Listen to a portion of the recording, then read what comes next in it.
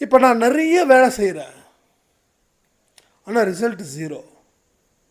இப்போ கடவுள் எனக்கு எதுக்காக அந்த ரிசல்ட்டை கொடுக்கல? இதை நான் அடிக்கடி கேட்பேன்.